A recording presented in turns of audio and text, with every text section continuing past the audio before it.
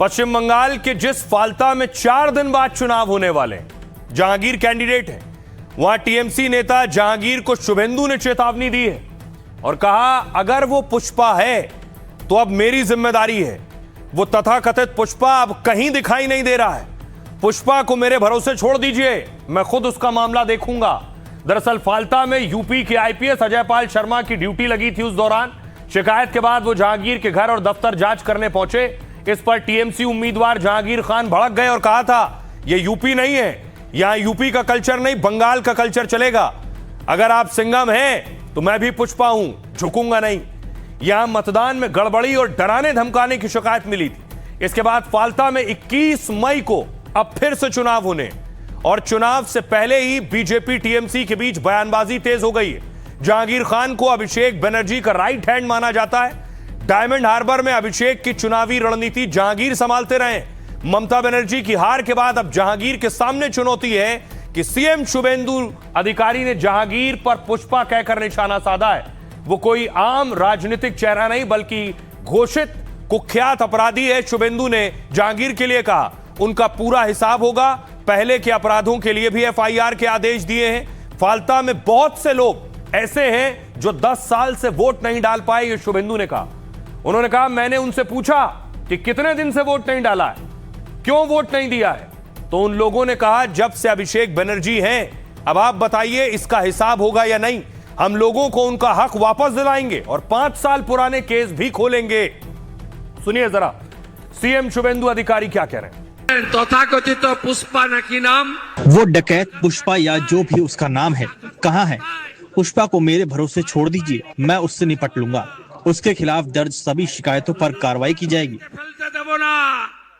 मैं गुंडागर्दी बर्दाश्त नहीं करूंगा। आम चुनाव के दौरान जिनके खिलाफ आरोप लगे थे उनकी जांच की जाएगी और आवश्यक कार्रवाई की जाएगी। देखते पाया जाच्छे ना, फाल्ता में लंबे समय से राजनीतिक आतंकवाद और मतदान में बाधा डालने की राजनीति देखी गई है। जातीय मानवाधिकार कई लोगों ने कहा है कि वो इतने लंबे समय से मतदान नहीं कर पाए। क्या इसका हिसाब नहीं लिया जाएगा? इस बार प्रशासन सतर्क रहेगा और ये तय किया जाएगा कि आम जनता बिना किसी बाधा के मतदान कर सके। हमारे ऊपर छड़े दिन। तो शुभेंदु इस बात बड़े सख्त हैं। फाल्ता की सीट पर बड़ा कड़ा और दिलचस्प मुकाबला होगा। शुभेंदु अधिकारी देखिए पहुंचे पीए चंद्रनाथ रथ के घर और उन्हें श्रद्धांजलि दी है। उनके पीए की हत्या हो गई थी। नंदीग्राम देखते थे चंद्रनाथ रथ।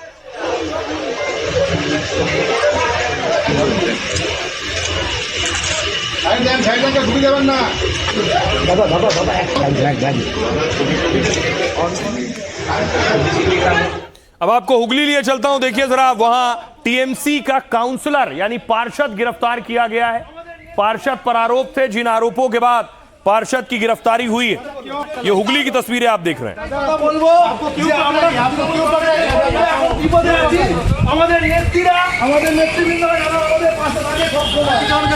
क्यों आपको पता है क्यों अरेस्ट किया है? क्यों अरेस्ट किया?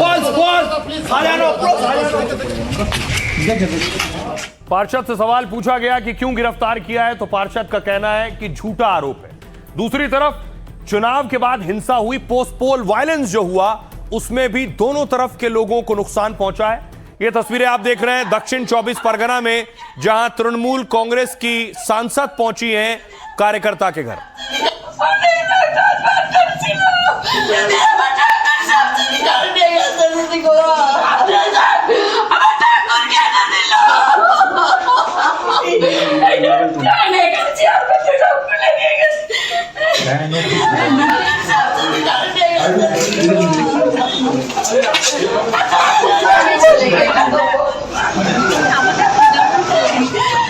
ये घर दरअसल चुनाव के बाद हिंसा का शिकार हुए थे। राज्यसभा सांसद सुष्मिता देव पहुंची हैं, टीएमसी की सांसद हैं।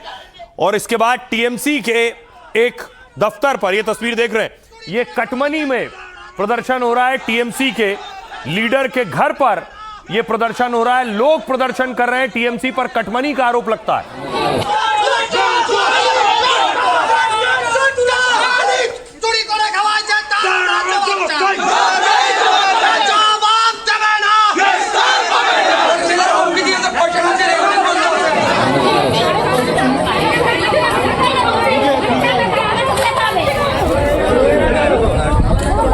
नेताओं पर आरोप लगते हैं कि हर चीज में वो कट लेते हैं, इसीलिए देखिए अब एक्शन हो रहा है चारों तरफ। टीएमसी के दफ्तर पर रेड पड़ी। ये तस्वीर देखिए जरा, पुलिस ने रेड की तो चौंकाने वाली तस्वीर सामने आई कि टीएमसी के दफ्तर में आधार कार्ड मिले। दर्जनों आधार कार्ड के ढेर लगे हुए थे जब पुलिस पहुंची है। सवाल यह है ये आधार कार्ड किसके हैं, टीएमसी दफ्तर में कैसे पहुंचे, अब इस पर टीएमसी को सफाई देनी होगी।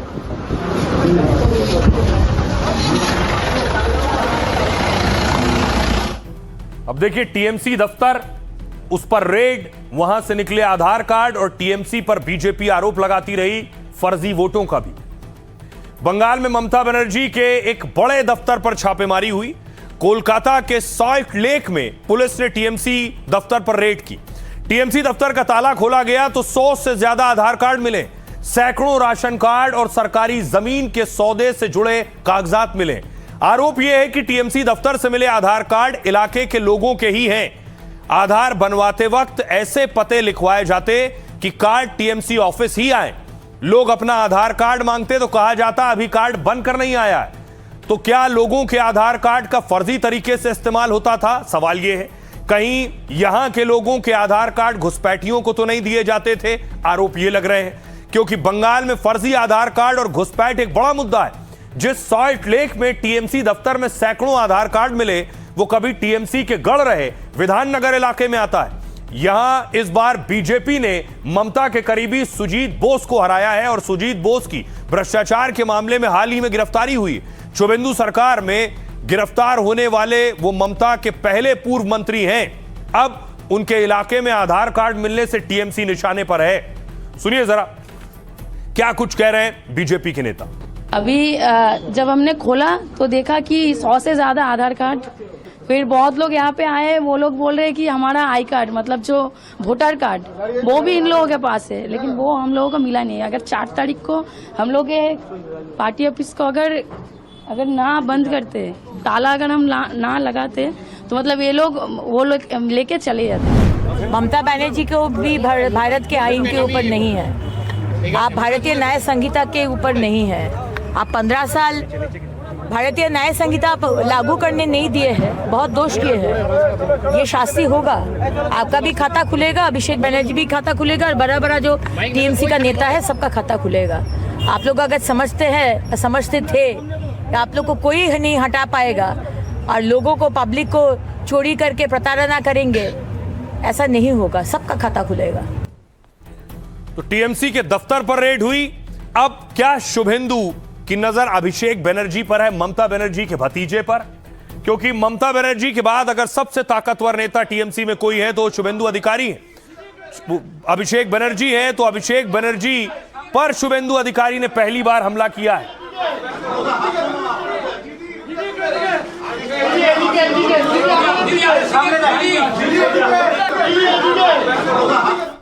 शुभेंदु अधिकारी कह रहे हैं कि ममता बनर्जी के भतीजे की संपत्ति कहां कहां है, उसकी जानकारी जुटाई जा रही है। जो अभिषेक बनर्जी ममता सरकार में नंबर 2 की हैसियत पर थे, बंगाल में शुभेंदु सरकार बनते ही उनकी मुश्किलें बढ़ने लगी हैं। पहले भड़काऊ भाषण की शिकायत पर उनके खिलाफ एफआईआर हुई। जिन धाराओं में केस दर्ज हुआ उनमें 2 साल तक जेल का प्रावधान है।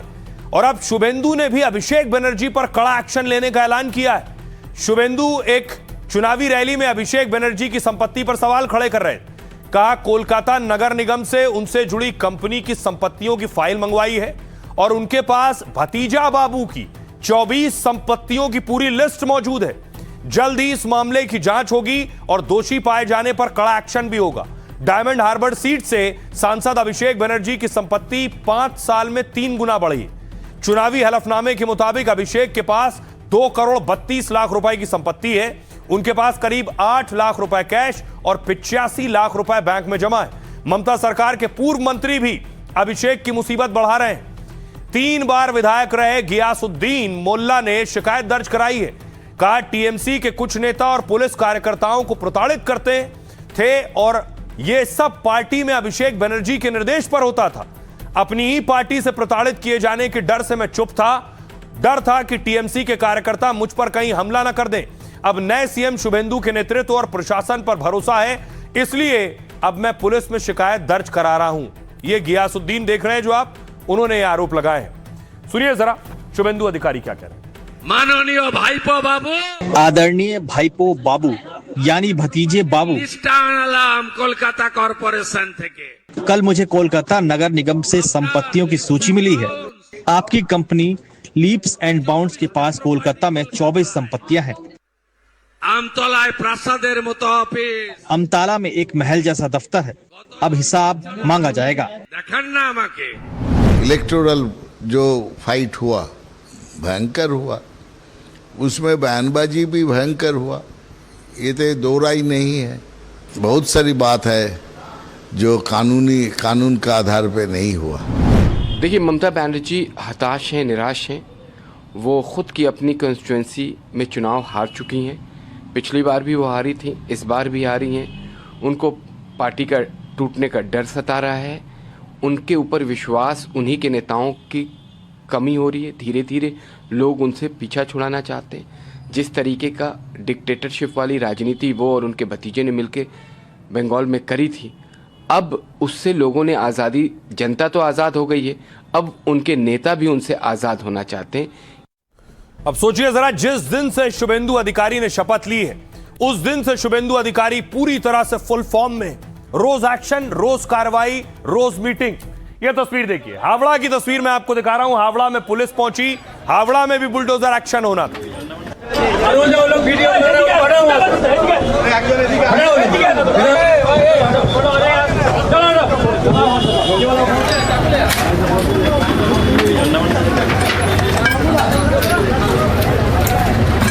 पुलिस ने पहले पहुंचकर हालात को संभाला और उसके बाद बुलडोजर पहुंचा।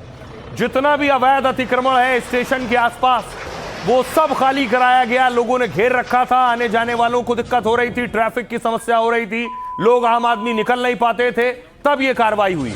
बुलडोजर के कहने से सिखाने आती है।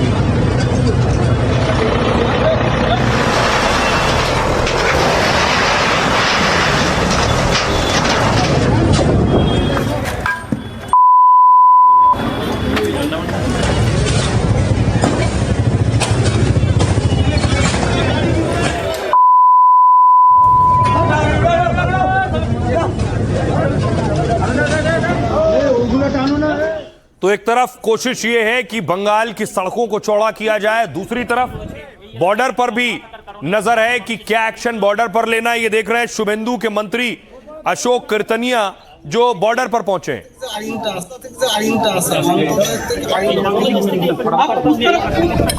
এই এলাকায় কাঁটাতার না থাকার কারণে সাধারণ মানুষের যে সমস্যা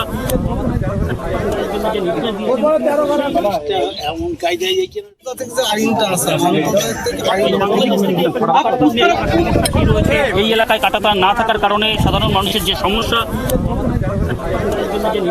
भाई अब आपको बताऊं कि शुभेंदु अधिकारी ने 7 दिन में कौन से 7 बड़े फैसले लिए जिस पर पूरे देश में चर्चा हो रही। देखिए जरा, तो सबसे पहले देखिए, शुभेंदु लगातार बैठक पर बैठक भी कर रहे हैं। सीएम बनते ही अतिक्रमण और अवैध निर्माण पर कार्रवाई करने लगे। कोलकाता में जिस अवैध फैक्ट्री में भीषण आग लगी थी, 30 घंटे के अंदर उस पर बड़ा बुलडोजर एक्शन हो गया। अब हावड़ा स्टेशन के बाहर अतिक्रमण हटाने का बड़ा अभियान चला। प्रशासन ने अवैध दुकानों को हटाने के लिए पहले नोटिस दिया, कहा अतिक्रमण की वजह से लोगों को पैदल चलने में दिक्कत होती है, लेकिन गंगा घाट और बस स्टैंड के आसपास अतिक्रमण नहीं हटा तो 4-5 बुलडोजर से 150 से ज्यादा अवैध दुकानें गिरा दी गई। इस तरह अतिक्रमण हटाकर सरकारी जमीन खाली करा ली गई। अगली चीज, अगला एक्शन, सीएम बनते ही पहला फैसला घुसपैठ रोकने पर किया। बांग्लादेश बॉर्डर पर फेंसिंग के लिए बड़ा ऐलान कर दिया। 45 दिन के अंदर बीएसएफ को फेंसिंग के लिए जमीन देंगे ताकि करीब 850 किलोमीटर के बॉर्डर इलाके पर तारबंदी हो। इसके बाद अगला फैसला, धार्मिक स्थलों पर लाउडस्पीकर की आवाज तय सीमा में रखी जाए। कहा कि किसी की धार्मिक आजादी से लोगों को असुविधा नहीं होनी चाहिए। सड़क पर नमाज या किसी धार्मिक गतिविधि के चलते सड़क जाम ना हो। अगला फैसला, आसनसोल में हाल में तोड़फोड़ के मामले में 15 गिरफ्तारियां हुई है, यानी हिंसा करने वालों पर कार्रवाई। सीएम शुभेंदु ने दंगाइयों से नुकसान की वसूली की बात की है। पिछले 5 सालों में हुई चुनावी हिंसा की जांच के आदेश दे दिए गए हैं। ये सब गिरफ्तारी हुई जिन लोगों की, हिंसा से जुड़े 700 से ज्यादा पुरानी फाइलें फिर से खोली जाएंगी। पशु तस्करी रोकने के लिए खास टास्क फोर्स बनाई और बकरीद से पहले पशु हत्या और बूचड़खाने पर बड़ा ऑर्डर दिया है। खुले में और गैर कानूनी तरीके से जानवर काटने पर रोक लगा दी है। बिना फिटनेस सर्टिफिकेट मवेशी भैंस की हत्या पर बैन लगा दिया गया है। नियमों का उल्लंघन करने वालों को 6 महीने की जेल या फिर जुर्माना होगा। अगला बड़ा फैसला, ममता सरकार ने भारतीय न्याय संहिता लागू नहीं की थी।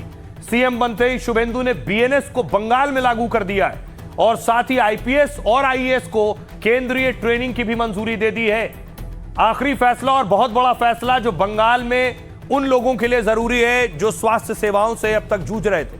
ममता ने आयुष्मान और उज्ज्वला जैसी योजनाएं रोक रखी थी। शुभेंदु ने सीएम बनते ही केंद्र की करीब सभी योजनाएं लागू कर दी हैं। आइए अब आपको सुनवाता हूं। बेशक शुभेंदु काम कर रहे हो, लेकिन टीएमसी सवाल भी उठा रही है। सुनिए क्या कहते हैं। यहाँ जहाँ अवैध रूप से निर्माण होगा, दखलदारी होगा, बुलडोजर चलेगा। और हमारी बंगाल की सरकार, जो नई सरकार आई है बीजेपी की, पहले दिन से ये काम हमने शुरू किया है। तो इसीलिए जो भी इस प्रकार अवैध काम में लिप्त हो, उनसे मेरा निवेदन है कि आप वैध रूप से व्यवसाय करिए, सब सहयोग सरकार करेगा आपको। अवैध रूप से जो काम कर रहे हैं वो अपने आप वहां से हट जाए। देश में एक विभाजन की राजनीति चल रही है। देखिए, अगर कहीं पर इलीगल कंस्ट्रक्शन है, आप देश के कानून को मान के कुछ भी कर सकते हैं, पर अगर आप बुलडोजर चलाएंगे जाति और धर्म के बेसिस पर, तो वो तो कम्युनल पॉलिटिक्स होगी। कोई इलीगल कंस्ट्रक्शन बना के रखेगी तो उनको खिलाफ बुलडोजर दे के तोड़ेगी। क्यों देख के तो कुछ नहीं है। इलीगल कोई काम नहीं हो, इस मामले में हम सरकार के साथ हैं और हम आवाम से भी यही अपील करते हैं कि सड़क का काम जो है चलने का है, फिरने का है, वो सड़क पर वो होना चाहिए। स्पेशल परमिशन जो ईद बकरीद के लिए आता है मुसलमानों के लिए, और कोई मुसलमान का फेस्टिवल रोड पे होता नहीं है कुछ। गवर्नमेंट का कमिटमेंट था, इलेक्शन का पहले कमिटमेंट था, पावर में आने के बाद 45 डेज का अंदर काम शुरू हो जाएगा। 45 डेज का अंदर ही काम तुरंत शुरू हो गया। जमीन ले लिया हम लोग, गवर्नमेंट ले लिया, सही मूल्य से सही दाम दे दिया जिन लोगों का जमीन था। और आइए, बंगाल में एक्शन देख लिया, अब यूपी में एक्शन देखिए जरा। योगी राज में क्या हो रहा है। बुलडोजर पर एक्शन पर वकील भिड़ गए। आज योगी आदित्यनाथ लखनऊ में थे, जनता की फरियाद सुन रहे थे, जनता दरबार लगाया था और लोगों की शिकायत सुन रहे थे।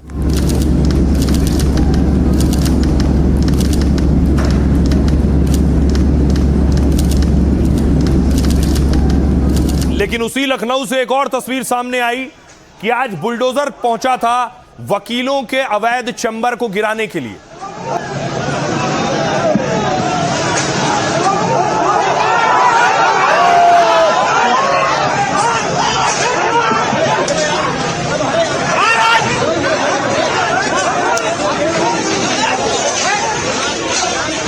तो जैसे ही बुलडोजर पहुंचा, वकीलों ने सुंदरकांड शुरू कर दिया उसी चैम्बर में कि शायद बुलडोजर के पंजे को रोक पाएं।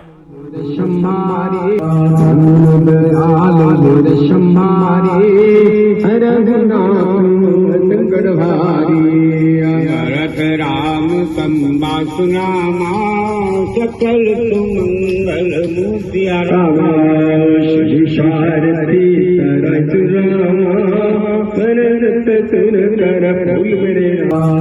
लेकिन योगी कहते हैं कि उनका पंजा सब पर बराबर चलता है। उसके बाद देखिए, अवैध चैम्बर पर बुलडोजर एक्शन शुरू हुआ। जितने अतिक्रमण कर बनाए गए थे, कोर्ट के ऑर्डर के बाद यह कार्रवाई हुई।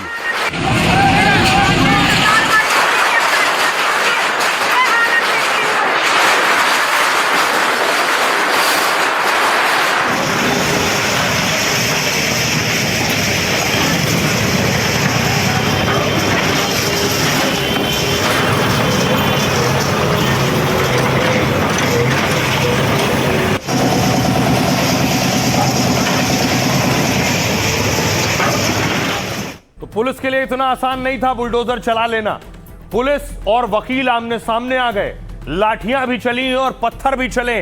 देखिए तस्वीरें, पुलिस वकील आमने सामने भिड़ गए एक दूसरे से।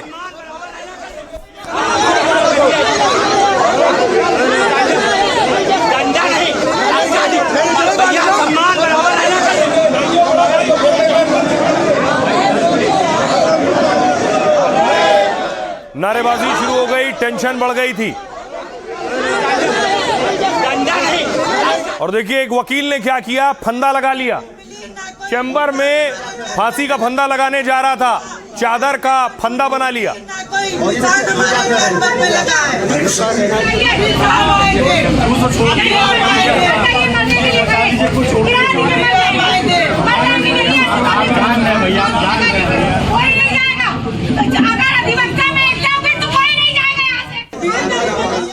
और पुलिस के लिए बहुत बड़ी चुनौती थी। वकील सामने खड़े थे, कानून की किताब वाले, और उसके बाद देखिए जरा पत्थर चलने लगे। पत्थर चले, फिर पुलिस ने लाठियां चलाई, बड़े बड़े पत्थर फेंके गए।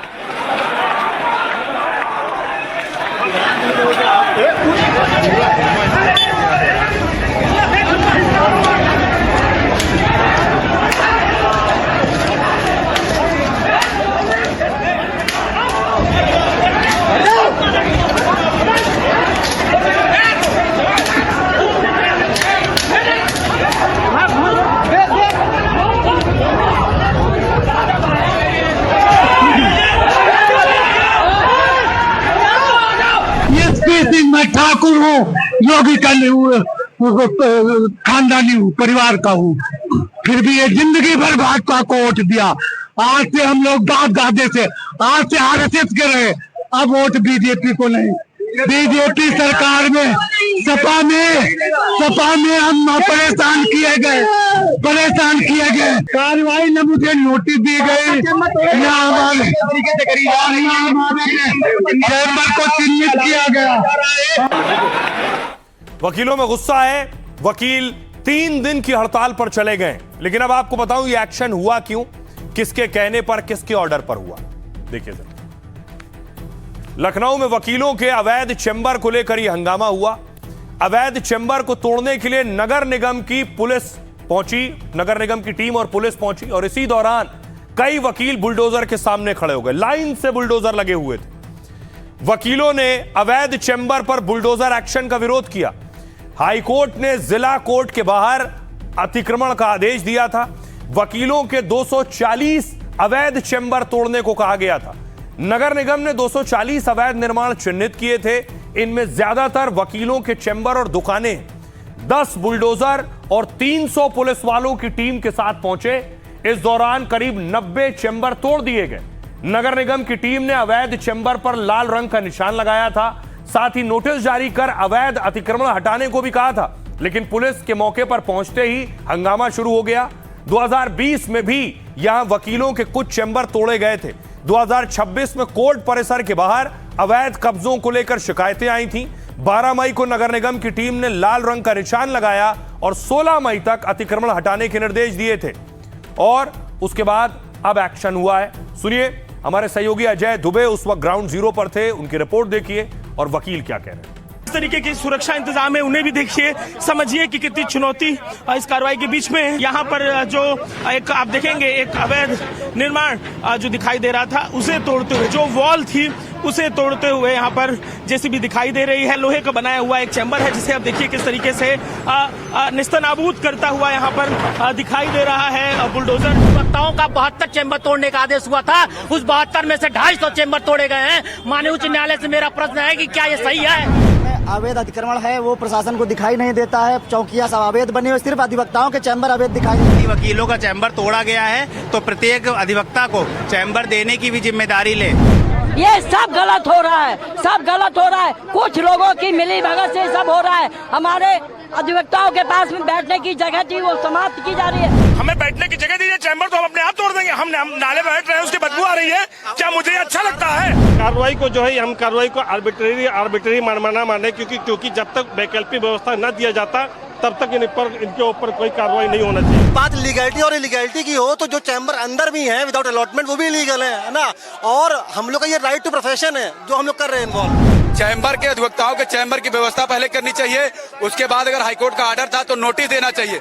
ये संडे के दिन या सुबह 4 बजे आप आ जाओगे गिराने, ये कहाँ है कि 4 बजे आप आओगे गिराओगे।